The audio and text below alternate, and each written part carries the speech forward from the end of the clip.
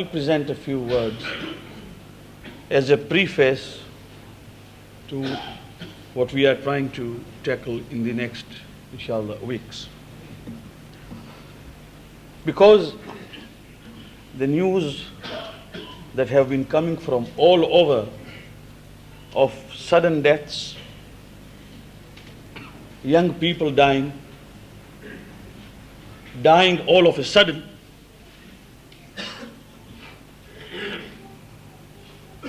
the parting of the friends and the family members, all this contributes to serious thinking. For the Prophet ﷺ said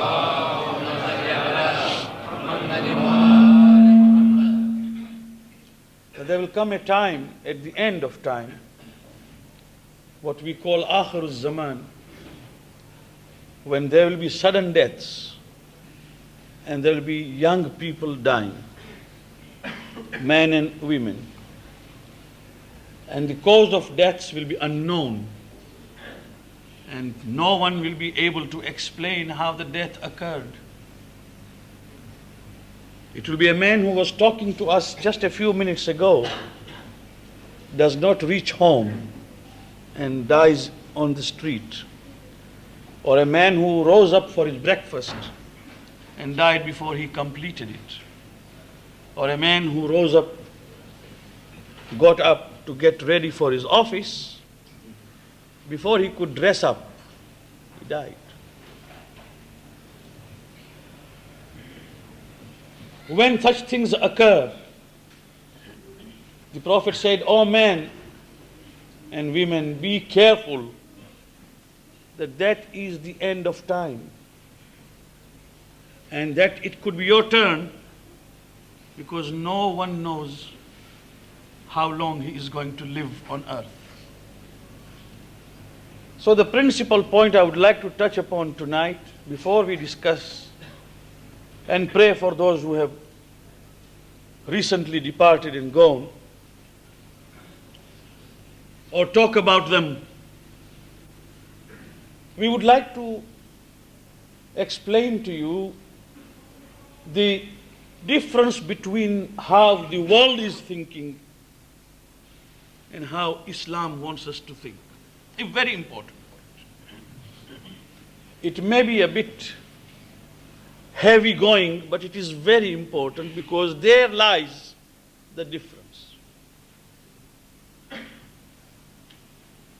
In this world, we talk of so many diverse aspects of life as if each one of them was the principal part of life.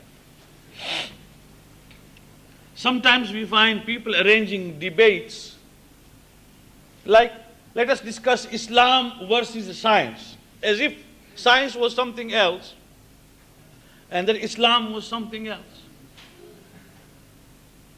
And then we try to bring out some verses of Quran to prove that science says today what Islam said 14 centuries ago. It may not be a futile exercise, but at the same time, it gives me an inkling that perhaps we are thinking that there is a dichotomy, that there are two separate things. Alexis Carrel, one of the Nobel Prize winning physicists, has written a book which is called Man the Unknown.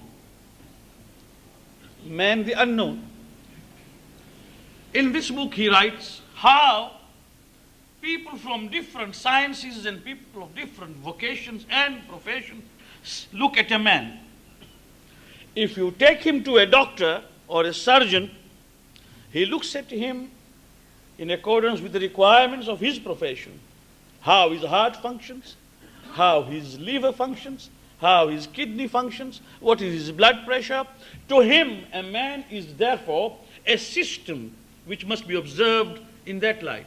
A man is someone who has a kidney, who has a pair of kidney, who has a heart, who has got this sort of blood pressure. His temperature must not exceed this much, and that's all. To him, a man, therefore, is a living machinery. And he looks at him as a machine, just like as a mechanic looks at a motor car to see that it functions properly.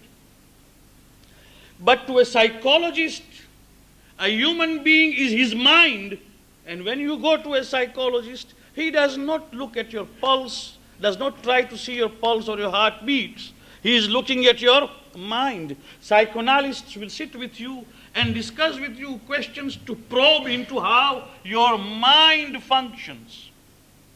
And similarly, an economist or a businessman, he looks at man as a part in a society who will earn and produce, his success will be measured by how much he can earn and how much he can save and how much he can produce. Productivity. A philosopher looks differently at man. Everyone looks at man differently.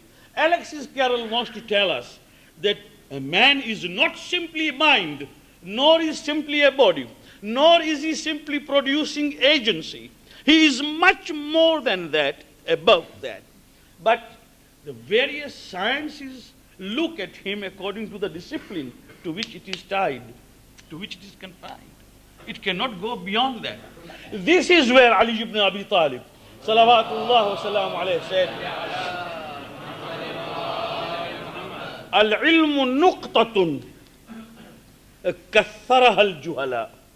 It is something which really one must always ponder over. He said, ilm is only a point. It has been diversified by human ignorance. Knowledge is only one point, but it has been diversified, branched out by our ignorance. Because that means that if I am an economist, I am not a biologist. If I am a biologist, I am not a philosopher. But because of our ignorance, we have made so many branches out of it. But there is one viewpoint. There is one viewpoint. There is one outlook which must be central to everything.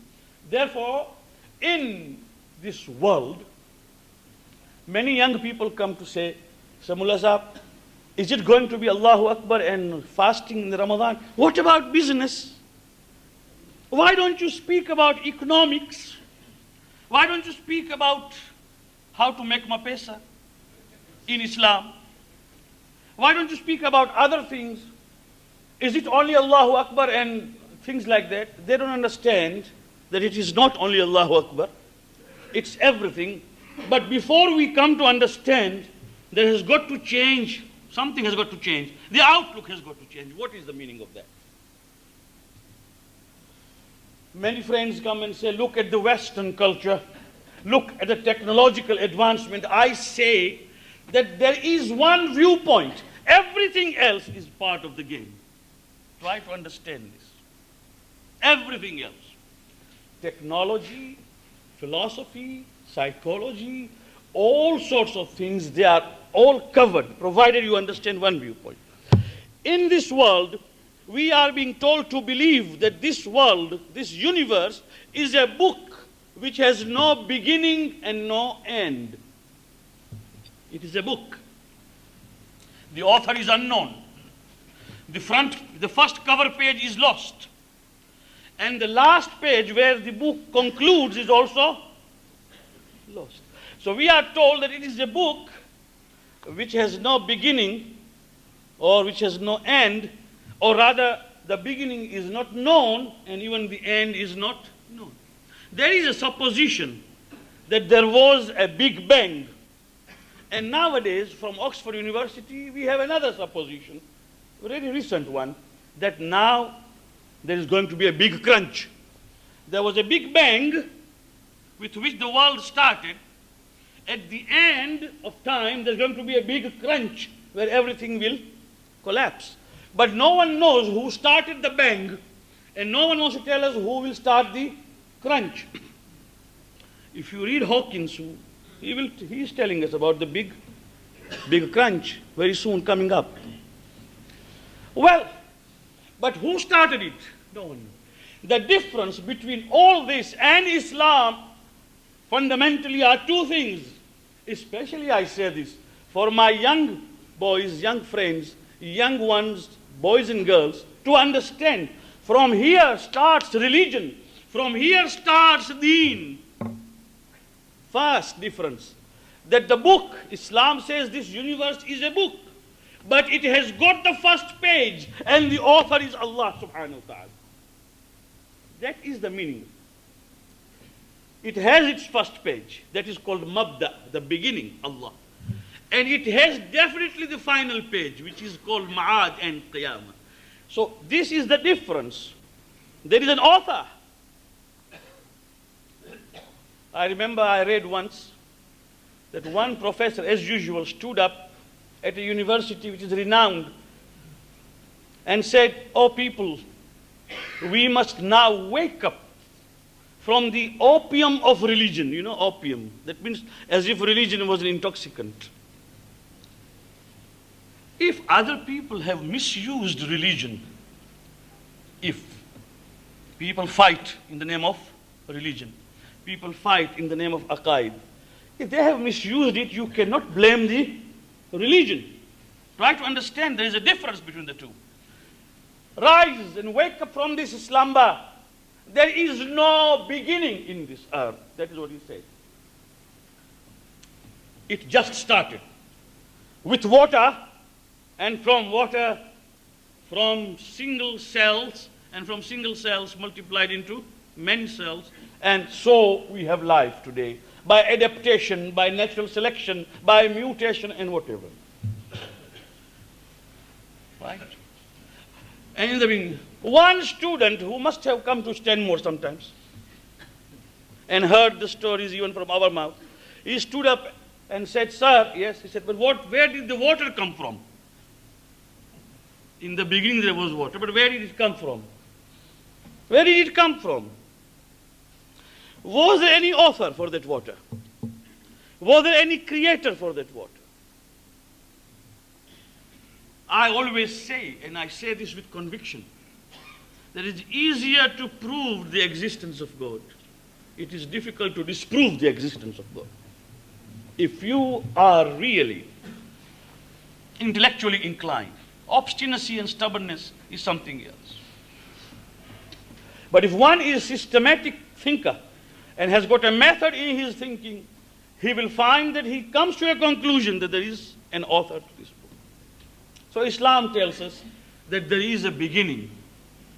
And because there is a beginning, because there is an author, therefore we are responsible to him, and his authority is supreme.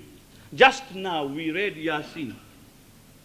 We don't know what Surah Yasin is. We know it only that it will be read for the dead. Or if somebody is not dying, we read it so that he is dispatched. Because he's not dying. Now, so Mulla Sahib, you come and read so that he may soon go. But Yasin was not only for the graveside. The Prophet said Yasin is the heart of Quran. Heart of Quran. Qalbul Quran. Why? Because there are lots of things which I could say about Yasin, but I'm just going for the last ayah.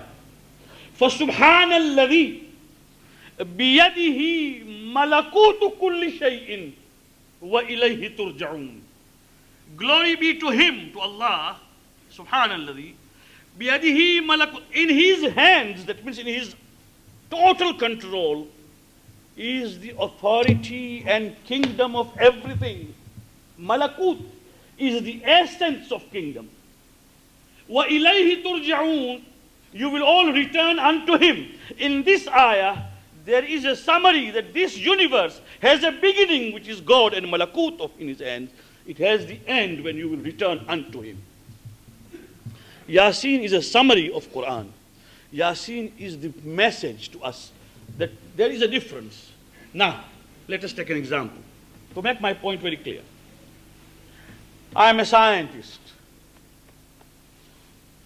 What prevents me to become a scientist? If I am a Muslim, can I become a scientist? People talk to me sometimes as if, Mulla Sahib, Islam has no scientists. Islam has no scientists because Muslims don't want to become scientists. If I talk of my community, Or if I talk of myself, why talk about others? I want my children to be educated. Value base is mapesa. I want to find out, if I educate him, how much will he soon return. I have heard with my own ears when we tell him that, look, I want my son to become a doctor. Why? He is not cut for it. There is no aptitude, but no, I want him to become. He is the one to get qualified. The father decides. Why? Because the investment must bring return. After all, it's a commercial community. So if you look at it that way, you cannot produce man of original talent. Now, if the community did not produce, it is not Islam which is preventing it. Now, in Islam, to be a technologist, to be a scientist, to be a thinker, to be a good writer, to be an economical figure, to be a thinker, to be a good poet, to be a cultured man is a part of it. The only difference between a scientist in Islam and a scientist outside Islam is that this scientist will always believe that there is one in his hand, there is authority, and there is an end, therefore there will be a responsibility. Bertrand Russell, in his book, Power, read the book which is called Power. He is a philosopher of Britain, and he died a few years ago, when as long as he was alive, Britain was proud of him. Bertrand Russell, an agnostic, a disbeliever, one who was deceptively simple. That man, he writes in Power, in those days when nuclear weaponry had not yet developed to an extent they have developed today, he says that there are scientists controlling certain missiles and certain weaponry, nuclear, in America as well as in Russia, with radar which is so inadequate that they may pick up certain thing and interpret it as a missile coming from the enemy. And if that scientist just decides that I must immediately press the button for an anti-missile so that it is hit, and if he presses the button, a nuclear war can start immediately in this world. Because this scientist thinks that there is a missile coming and he shoots the anti-missile, it turns out to be a bird and not even a missile. What will happen? He says, he writes in his book, that the opposite side will think that this side started the war, while this side will say that we defended before it came, we preempted. No one in this earth will live to decide who was the aggressor and who was the defender.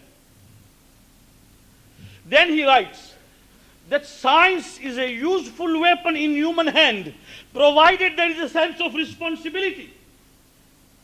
If there is no sense of responsibility, what are the politicians today doing?